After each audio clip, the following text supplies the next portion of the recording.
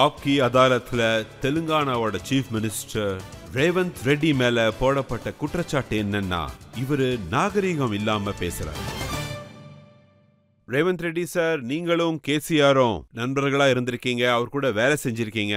அரசியல்ல கொஞ்சம் டிஃபரன்சஸ் இருக்கும். இப்பெல்லாம் நீங்க யூஸ் பண்ற வார்த்தைகள் என்னன்னு நான் சொல்றேன். அதாவது நீங்க என்ன சொல்றீங்கன்னா, என்னோட தொண்டர்கள் எல்லாம் உன்னோட பேண்ட்டை கழட்டுவாங்க, உன்னோட ஷர்ட்டை கழட்டுவாங்க, அதோட உன்னோட அண்டர்வேரையும் கழட்டுவாங்கன்னு சொல்றீங்க, நூடாக்குவீங்கன்னு சொல்றீங்க. இல்ல இந்த மாதிரி வார்த்தைகள் எல்லாம் நாம மேல கல்லெறிஞ்சா நாமளும் பதிலுக்கு எறியணும். கேசிஆர் நான் இதை சொல்றதுக்கு முன்னாடி அவர் என்ன சொல்லியிருந்தார்னா, முழு காங்கிரஸும் முதலமைச்சர்களும் நினைச்சாங்கன்னா என்னோட ஒரு முடிய கூட உங்களால புடுங்க முடியாதுங்கிற மாதிரி நிறைய விஷயங்கள் பேசினார். அதுக்கு நான் என்ன சொன்னேன்னா, நாங்க அமைதியா இருக்கிறதுனால இங்க வந்து பிரஸ் மீட் வச்சிருக்கீங்க. ஒருவேளை நாங்க நினைச்சா உங்க அண்டர்வேரையும் நான் கழட்டி காட்டுவேன்னு சொன்னேன். ஒருவேளை நான் டேட் சொல்லுங்க, ஒரு டேட் சொல்லுங்கன்னு கேட்டேன். நான் என்ன சொன்னேன்னா, நீங்க ஒரு டேட் சொல்லுங்க, நான் அன்னைக்கு வரேன், என்னோட ஆளுங்களெல்லாம் கூட்டிட்டு வரேன், அதுக்கப்புறம் அப்ப என்ன நடக்குதுன்னு பாப்போன்னு சொன்னேன். அப்ப இதுல என்ன தப்பு இருக்கு ரஜத் சர்மா சார், சொல்லுங்க. அவரு முடிய பத்தி பேசினாரு, ஆனா நீங்க அண்டர்வேரை பத்தி பேசிட்டு இருக்கீங்க.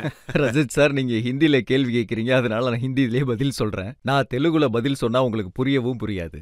கேசிஆர் யூஸ் பண்ண வேர்ட்ஸ் மாதிரி தான் நானும் அதே மாதிரி தான் உங்களுக்கு பதில் சொன்னேன். அதே மாதிரி தான் அவரு உங்களை ஜெயிலுக்கு அனுப்பிடுவேன்னு சொன்னாரு. அதுக்கு நீங்க என்ன சொன்னீங்கன்னா, அந்த சர்ணப்பள்ளி ஜெயில அங்க அவனுக்கு சிப்ப குடு சாப்பிட வைப்பேன்னு சொன்னீங்களாமே. ஆமா, இதுவும் சொன்னேன். ஒரு விஷயம் மிஸ் ஆயிருச்சு. டபுள் பெட்ரூம் வீடு கட்டி கொடுக்குறேன்னு சொன்னேன். ஏன்னா மகனும் பொண்ணும் வந்தா தங்கணும்ல, எல்லாரும் ஒரே வீட்ல இருக்கலாம், அதனால டபுள் பெட்ரூம் வீடு கட்டி கொடுக்குறேன்னு சொன்னேன். ஆனா இவங்க எல்லாரும் அரசியல்ல தான் இருந்தாங்க. கேசிஆர், கேசிஆரோட சன், டாட்டர் இன்லா, எல்லாரும் தெலுங்கானாவை கொள்ளடிச்சாங்க. எல்லாரையும் ஜெயிலுக்கு அனுப்பிச்சிட்டா அதுக்கப்புறம் இப்ப எப்படியும் கேசிஆருக்கு வயசாயிருச்சு. அவங்க மக எல்லாம் தனியா இருக்கணும்னா எப்படி? ரொம்ப கஷ்டம் இல்லையா? அதனால செர்லப்பள்ளி ஜெயில டபுள் பெட்ரூம் வீடு கட்டி கொடுத்தா எல்லாம் சந்தோஷமா இருப்பாங்க இல்லையா? எனக்கு எவ்வளவு மனிதநேயம் இருக்கு நீங்களே பாருங்க சார். அதுவும் இவரு செல்லாப்பள்ளி ஜெயிலோட அலுமினின்னு சொல்றீங்க. நீங்களும் அதுல இருந்திருக்கீங்க. ஆமா 2 தடவை இருந்திருக்கேன். டிடென்ஷன் செல்லையும் இருந்திருக்கேன்.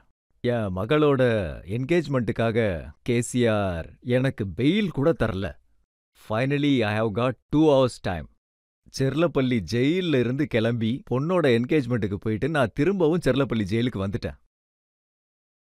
அப்போ ஒருத்தரோட பொண்ணுக்கு ஒரு விசேஷம், இல்ல என்கேஜ்மெண்ட் நடக்குது, இல்ல வேற ஏதாவது செலிப்ரேஷன்னா கூட அது எல்லா அப்பாவும் என்ன யோசிப்பாங்கன்னு உங்களுக்கு தெரியும்ல. அப்பா அவர்கிட்ட சொன்னேன், கேசிஆர் நிச்சயமா ஒரு நாள் வரும், அப்போ உன் பொண்ணு ஜெயில இருப்பா, அப்போ உனக்கு அதோட வழி என்னன்னு புரிய வரும்னு சொன்னேன். இன்னைக்கு அவர் ஃபேஸ் பண்றாருல. இன்னைக்கு அவங்களோட பொண்ணு ஜெயில இருக்காங்க. ஜெயில தான் இருக்காங்க. அதான் சொல்றேன். அவங்கள நீங்க ஜெயில போடல, மோடிஜி தான் போட்டாருன்னு சொல்றீங்க. ஆமா, அதான் சொல்றேன். அத பண்றதுக்கு எனக்கு வாய்ப்பு கிடைக்கல. மோடிஜி எனக்கு வாய்ப்பை கொடுக்கல. ஆனா வாய்ப்பு கிடைச்சிருந்தாலும் பொண்ணை ஜெயில போட்டிருக்க மாட்டேன். நான் கேசிஆர் தான் போட்டிருப்பேன். ஏன்னா எனக்கு அவர் கூட தான் பிரச்சனை, அவங்க பொண்ணு கூட இல்லையே. இப்போ அவரோட மகன் என்ன சொல்றாருன்னா, இவரு ரேவந்த் ரெட்டி எங்கிருந்து வந்தார்னே தெரியல, ஆனா நாங்க 5 முறை அரசியல்ல ஜெயிச்சிருக்கோம், நான் கேசிஆரோட மகனும் கூட. இவரு ஆந்திர பிரதேஷோட லீடர்ஸோட ஷூவை நக்கி தான் சீஃப் மினிஸ்டர் ஆனார்னு சொல்றாரு. இன்னைக்கு மக்கள்ல 40% ஓட் பண்ணி என்ன தேர்ந்தெடுத்திருக்காங்க. அவர் மக்களுக்காக என்ன பண்ணாரு? ஆந்திர பிரதேஷோட குண்டூர்ல ஸ்கூலிங் பண்ணாரு, காலேஜுக்கு பூனே போனாரு, பிஜிக்கு அமெரிக்கா போனாரு. அப்போ தெலுங்கானாவோட 6 பாயிண்ட் ஃபார்முலா நல்லா தெரியும்ல. அப்போ ஒருவேளை அந்த ஃபார்முலாவை யூஸ் பண்ணா கேடிஆருக்கு ஒரு சின்ன வேலை கூட கிடைக்காதீங்க. ஆனாலும் அவர் ஐடி அண்ட் இண்டஸ்ட்ரி மினிஸ்டர் ஆயிட்டாருங்க. இன்னைக்கு முதலமைச்சர் ஆகணும்னு ட்ரை பண்ணிட்டு இருக்காரு. அதாவது கேசிஆரோட அரசாங்கம் உங்களுக்கு எதிரா கிரிமினல் கேசஸ் போட்டிருக்காங்க, உங்களை ஜெயிலுக்கு அனுப்பியிருக்காங்க. ஒருவேளை அதனாலதான் நீங்க அவரை பழி வாங்குறீங்களா? இல்ல, நான் இன்னும் பழி வாங்க ஆரம்பிக்கவே இல்லை. இதுக்கு மேல வேணா பார்க்கலாம் சார். நான் இன்னும் ஆரம்பிக்கவே இல்லையே. நான் 6 கேரண்டீஸ அமல்படுத்த ஆரம்பிச்சிருக்கேன். இன்னும் பழிவாங்கலாம் ஆரம்பிக்கவே இல்ல. அவர் என்ன சொன்னாருன்னா, எதுக்காக நீங்க இப்ப அதிகமா பேசுறீங்கன்னா, என் அப்பாவுக்கு அடிபட்டுச்சு, அவர் உடைஞ்சு போயிருக்காரு. சிங்கம் இப்ப படுக்கையில இருக்கு. சிங்கம் வெளியே வந்ததுக்கு அப்புறம் பாருங்கன்னு சொல்றாரு. நானும் அதே தான் சொல்றேன். வாங்க, துப்பாக்கி தயாரா தான் இருக்கு. 2 புல்லட் இருந்தா வேலை முடிஞ்சிடும் சார். எனக்கும் சிங்கத்தை கொல்லணும்னு ரொம்ப ஆசைதான். நான் பூனையும் நாயையும் கண்டிப்பா கொல்ல மாட்டேன். பண்றதா இருந்தா சிங்கத்தை தான் கொல்லுவா. வா, இந்த தேர்தல்ல தோக்கடிச்சு காட்டினேன்ல. கேசிஆர் அவன் பார்ட்டியோட பிரசிடென்டா இருந்தான். நான் காங்கிரஸ் பார்ட்டியோட மெம்பரா இருந்தேன். நான் தோக்கடிச்சு காட்டினேன்ல, சொல்லிட்டு தான் தோக்கடிச்சேன். அப்ப நீங்க அவரை ஹாஸ்பிட்டல்ல போய் பார்க்கும்போது அவர் படுக்கையில இருந்தவர் உங்ககிட்ட என்ன சொன்னாரு? அது பர்சனல் சார். அதை இப்ப டிஸ்கஸ் பண்ண வேண்டாம். அதுல சில உறவுகள் அரசியல்ல இருந்து கொஞ்சம் வேறுபட்டது. அவரு ரொம்ப கவலையா இருந்தாரு. அப்போ பீயிங் ஆன சீஃப் மினிஸ்டர் ஆப்போசிட் லீடரை போய் பார்த்தேன். அப்போ நான் அவரை பிசிக்கலா அசால்ட் பண்ணணும்லாம் நினைச்சதே இல்லை. ஸோ அவரை ஆனா அசால்ட் 2 சைடுல இருந்தும் நடந்துகிட்டு இருந்துச்சு. அப்போ கேடிஆர் என்ன சொல்றாருன்னா, ராகுல் காந்தி அவர் ஒரு நேஷனல் பப்பு, அதோட இந்த ரேவந்த் ரெட்டி தெலுங்கானாவோட பப்புன்னு சொல்றாரு. சரிதான், நாங்க பப்பு தான். பப்புனா பருப்பு. பருப்பு இஸ் புரோட்டீன் ஃபுட். பப்புனா பருப்பு. பருப்பு ஒரு புரோட்டீன் ஃபுட், ஆரோக்கியத்துக்கு ரொம்ப நல்லது. இப்ப எல்லாரும் வெஜிடேரியன் ஆயிட்டாங்க வேற. நாங்க ஒன்னும் ஹெராயின், கொக்கைன் இல்ல கஞ்சா இல்லையே. அதெல்லாம் நீங்க தான். எங்களுக்குள்ள இருக்கிற வித்தியாசம் இதுதான். நீங்க போதை கொடுப்பீங்க, நாங்க பருப்பு தான். பருப்பு நல்லதுதான், உடம்புக்கு நல்லதுதான். நீங்க என்ன சொன்னீங்கன்னா, கேடிஆர் ட்ரக் பேட்லர்ஸோட பிராண்ட் அம்பாசிடர்னு சொல்லிருக்கீங்க. ஒரு முறை இந்த மாதிரி தான் எங்க 2 பேருக்குள்ள ட்ரக்ஸ்க்காக பிரச்சனை வந்துச்சு. அப்போ நான் என்ன சொன்னேன்னா, யூத்ஸ்க்கு ஒரு ரோல் மாடலா இருக்கணும். நாங்க எல்லாரும் பிளட் சாம்பிள்ஸ் கொடுக்கறோம். நாங்க எல்லாரும் சேர்ந்து ஒரு சேலஞ்ச் பண்ணோம். அது என்னன்னா white challenge. I have challenged 3 persons. One is KTR, other one is Vishweshwara Reddy, third one is someone important in Telangana. நான் என்ன சொன்னேன்னா, முதல்ல என்னோட பிளட் சாம்பிள்ஸை கொடுக்கறேன். நான் ட்ரக் ஃப்ரீ தான். அதுக்கப்புறம் அவங்க 3 பேருக்கும் நான் சவால் விட்டேன். அவங்க 3 பேரும் பிளட் சாம்பிள்ஸ் கொடுக்கணும்னு சொன்னேன். அதுக்கப்புறம் அதை செக் பண்ணி பார்ப்போம். இந்த முழு தெலுங்கானால இருக்கிற யூத் எல்லாம் ட்ரக் ஃப்ரீ சொசைட்டில இருக்க நான் ஒயிட் சேலஞ்ச் பண்ணேன் அவங்களுக்கு. அதுல அவர் தான் கொடுக்கறேன்னு சொன்னாரு. அதனால நானும் சேலஞ்ச் பண்ணேன். இந்த டேட்ல இந்த டைம்ல நான் ஹாஸ்பிட்டல் வரேன், நம்ம போய் சாம்பிள் கொடுப்போம்னு சொன்னேன். அவர் ஓடிட்டாரு. ஏன் ஓடுறீங்க? நீங்க ட்ரக்ஸ் எடுத்துக்கிறீங்க இல்ல, நான் எதுவுமே சொல்லியே. நான் சொன்னது என்னன்னா ஒயிட் சேலஞ்ச் தான். இப்பெல்லாம் உங்களுக்கே தெரியும் பஞ்சாப்ல என்ன நடக்குது, தெலுங்கானால என்ன நடக்குதுன்னு. காஸ்மோபாலிட்டன் சிட்டில என்ன நடக்குங்கிறத பத்தி உங்களுக்கு நல்லா தெரிய வரும். சோ நாம தான் யூத்துக்கு ஒரு பெரிய ரோல் மாடலா இருக்கணும். நாம தான் தலைவர்கள். நாம தான் சரியான வழி எதுன்னு பார்த்து காட்டணும் இளைஞர்களுக்கு. அப்ப நான் சொன்ன ஒயிட் சேலஞ்ச் எடுக்கிறது என்ன பிரச்சனை உங்களுக்கு? இப்பெல்லாம் நீங்க அவங்களோட போலீஸ் ஆபீசர்ஸ் அப்புறம் இன்டெலிஜென்ஸ் அவங்க ஒவ்வொருத்தரையா நீங்க ஜெயில போட்டுக்கிட்டு இருக்கீங்க. அவரு நாட்டை விட்டு ஓடிட்டாரு, அமெரிக்காக்கு போயிட்டாரு. அந்த சீஃப் காசிம் பிரிட்ஜ் வித்தோ ஓடிட்டாரு. மத்தவங்களெல்லாம் புடிச்சிட்டாங்க. இப்ப அந்த இன்வெஸ்டிகேஷன் தான் போயிட்டு இருக்கு. டெலிஃபோன் டேப்பிங்கை பத்தி, மொபைல் ஹேக்கிங் கேஸ பத்தி.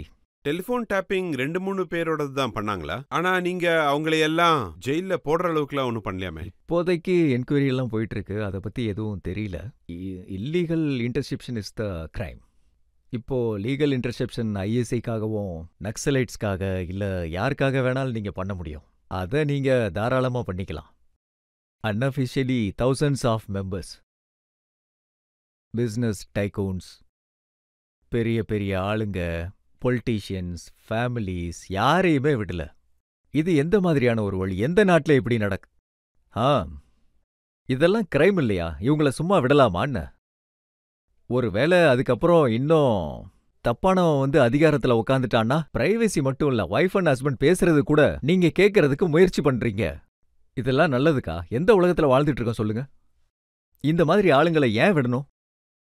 நீங்களும் அவங்க வீட்டுக்கு மேல ட்ரோன்ஸ் எல்லாம் பறக்க விட்டுருக்கீங்க, ஃபார்ம் ஹவுஸ் மேல. உண்மைதான். அது பண்ணது நான் இல்ல, ஒரு ஜேர்னலிஸ்ட் ட்ரோனை பறக்க விட்டு ஷூட் பண்ணிருக்காங்க. நான் அபிஷியலி சேலஞ்ச் பண்ணியிருந்தேன். இங்க 25 ஏக்கர்ல ரொம்ப அழகான பேலஸ் கட்டியிருக்கீங்களே, அது கிட்டத்தட்ட 500 crores இருக்கும். உங்ககிட்ட போட்டுக்கிறதுக்கு செருப்பு கூட இல்ல. இப்ப 500 crores பேலஸ் எப்படி வந்ததுன்னு கேட்டேன். பிரஸ் மீட்ல இத சொன்ன, அவர் எங்க இருக்குன்னு காட்டுன்னு சொல்றாரு. அப்ப நான் அனௌன்ஸ் பண்ணியிருந்தேன், இந்த டைமுக்கு உங்க பேலஸ நான் காட்ட வருவேன்னு சொன்னேன். நான் எல்லா மீடியாவும் கூட்டிட்டு போனேன். அங்க கிட்டத்தட்ட 5000 போலீஸ் இருந்தாங்க. அங்க யாரையும் வரவிடல. அங்க போனதுக்கு அப்புறம் அவரோட பேலஸ நான் காட்டினேன். எங்க இருந்து அந்த பேலஸ் அவர் சம்பாரிச்சாரு? அப்ப அவரு அதே கேஸ்ல நான் அவரோட பேலஸ காமிச்சேன்னு அப்ப நான் எம்பியா இருந்தேன், லோக்சபால இருந்தேன். என்னோட ஆளுங்கள அரெஸ்ட் பண்ணி ஜெயில்ல போட்டாரு, ரிமாண்ட் பண்ணிட்டாங்க. அதுக்கப்புறம் பார்லிமெண்ட்ல இருந்து வந்தோடனே நான் ஜெயிலுக்கு தான் போனேன்.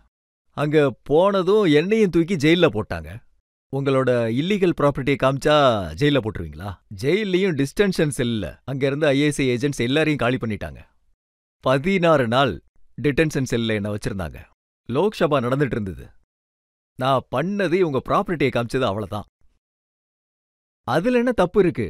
இப்ப நீங்க ஒரு சீஃப் மினிஸ்டர், நீங்களும் விட மாட்டீங்கல்ல? இல்ல இந்த மாதிரி வேலையெல்லாம் பண்ண மாட்டேன். மக்கள் என்ன இந்த அதிகாரத்துல உட்கார வச்சிருக்காங்க, எனக்குன்னு கடமைகளை கொடுத்திருக்காங்க, என்ன நம்பி கொடுத்திருக்காங்க. மக்களுக்கு நல்லது பண்ணுவன்னு, கேரண்டீஸை இம்ப்ளிமெண்ட் பண்ணுவன்னு, லா அண்ட் ஆர்டரை சரி பண்ணுவன்னு, ட்ரக் ஃப்ரீ ஹைதராபாட கொண்டு வருவன்னு எனக்கு இந்த அதிகாரத்தை கொடுத்திருக்காங்க. கேசிஆர் கேடிஆரை கொல்லணும்னா எனக்கு வேற எதுவுமே தேவையில்ல. அசம்பிளியில போய் நின்று அவரை அடிச்சுட்டு வந்துருவேன். அதுக்கு எனக்கு அதிகாரம்லாம் தேவையே இல்லை. அந்த மாதிரி தப்பான வேலையெல்லாம் நான் செய்யவே மாட்டேன். இது பெரிய கடமை. ரொம்ப நம்பிக்கையோட எனக்கு கொடுத்திருக்காங்க. அந்த நம்பிக்கையை நான் உடைக்க கூடாதுன்னு நினைக்கிறேன். ஆனா நீங்க த்ரூ அவுட் கேம்பெயினிங்ல நிறைய கரப்ஷன் பண்ணிருக்கிறதா குற்றச்சாட்டு வச்சிருக்கீங்க. அது மட்டும் இல்லாம அவங்க கிரைம் பண்ணிருக்கிறதா சொல்லிருக்கீங்க. அதுக்கு ஏதாவது என்கொயரி நடந்துச்சா? ஆல்ரெடி காளீஸ்வரம் ப்ராஜெக்ட்டுக்கு என்கொயரியை கொடுத்துருக்கோம். ஜுடிஷியல் என்கொயரி நடத்தணும். பவர் பர்ச்சேஸ்லயும் ஜுடிஷியல் என்கொயரி நடக்குது. இப்பதான் ஆர்டர் கொடுத்துருக்கேன். பர்சனலி நான் ஒரு என்கொயரி ஆஃபீஸர் ஆகணும்னு நினைக்கல. ஒரு சரியான ப்ராசஸும் ப்ரொசீஜரோடையும் என்கொயரிய பண்ணுவேன். என்கொயரியில என்ன அவுட்கம் வருதோ அதை வச்சுதான் நான். தாலீஸ்வரம் பத்தின ஒரு ஸ்பீச்சை நான் பார்த்தேன். அவர் என்ன சொல்லிருக்காருன்னா, அவங்க 1 லட்சம் கோடி ஏமாத்தினதா ராகுல் காந்தி சொல்லிருக்காரு. ஆனா ப்ராஜெக்டே 80,000 கோடி தானே சொல்றாரு. அவரு தப்பா சொல்றாரு. அதுக்காக தான் ரீசெண்டா அசம்பிளில ஒயிட் பேப்பர் ரிலீஸ் பண்ணேன். அப்ப அங்க இருந்த ஹரிஷ் ராவ் இரிகேஷன் மினிஸ்டர், அவரு கேசிஆரோட மருமக. நான் அப்ப அவர்கிட்ட கேட்டேன், நீங்க இந்த ஸ்டேட்மெண்ட் சொல்லியிருக்கீங்க, இதுவரைக்கும் 1,02,000 crores ஆயிருக்கு. Project design for 1,47,000 crores. அவங்க கிட்ட எல்லா ரிப்போர்ட்டையும் கொடுத்தேன். ஆனா ஏன் பொய் சொல்றீங்கன்னு கேட்டேன். அவர் எதுவுமே சொல்ல. அவரு பொய் சொல்றதுல அவரு எந்த மாதிரினா, ஒருவேளை இந்தியால பொய் சொல்றதுக்கு மெடல் கிடைக்கும்னா அப்பா பையனுக்கு ஈக்குவலா கிடைக்கும். வேற யாருக்கும் வாய்ப்பே கிடைக்காதீங்க. ஆடியன்ஸ்ல இருந்து யாராவது கேள்விகள் கேட்கணும்னா கேட்கலாம். சசி தரூர் உங்க பார்ட்டியோட அரசியல்வாதி தான், மினிஸ்டராவும் இருந்திருக்காரு. அதோட ரொம்ப நல்ல டிப்ளமேட்டும் கூட, ரொம்ப நல்லா படிச்சவரு. நீங்க அவரை கழுதைன்னு சொல்லிருக்கீங்க, அது ஏன் சார்? அதுக்கு பின்னாடி இன்னொரு காரணம் இருக்கு. இப்போ அந்த பிரச்சனை சால்வ் ஆயிருச்சு. திரும்பவும் எதுக்கு நீங்க இதெல்லாம் இங்க சொல்ல வைக்கிறீங்க? ஒரு கான்ட்ரவர்சி ஆச்சு. அவரு ஹைதராபாத்க்கு விசிட் வந்திருந்தாரு. அவரு கேடிஆரை பாராட்டினாரு, ரொம்ப பாராட்டினாரு. அப்ப நான் என்ன சொன்னேன்னா, ஒருவேளை காங்கிரஸ் பார்ட்டியோட எம்பி தெலுங்கானா தேர்தல்ல யாரை எதிர்த்து சண்டை போடுறோமோ, எங்க ஆளுங்க ஆயிரக்கணக்கான பேர் ஜெயிலுக்கு போறாங்க. நானே ஜெயிலுக்கு போயிருக்கேன். என் ப்ராப்பர்ட்டிஸ், என் லைஃப் அடமான வச்சு நான் தேர்தல்ல எதிர்த்துட்டு இருக்கேன்னா, அவரை பாராட்டினா நான் என்ன சால்வா போடணுமா என்ன? என்ன பண்ண முடியும்? காங்கிரஸ் பார்ட்டியை தெலுங்கானால மூடிட்டோன்னு நினைக்கிறாங்க. இல்லனா இந்த மாதிரி அரசியல்வாதிகளுக்கு சர்டிபிகேட் கொடுக்கறதையாவது நிறுத்திடணும். காங்கிரஸ என்னால மூட முடியாது. அதனால இவரு இந்த மாதிரி ஸ்டேட்மெண்ட்லாம் கொடுக்க கூடாதுன்னு நான் முயற்சி பண்ணேன்.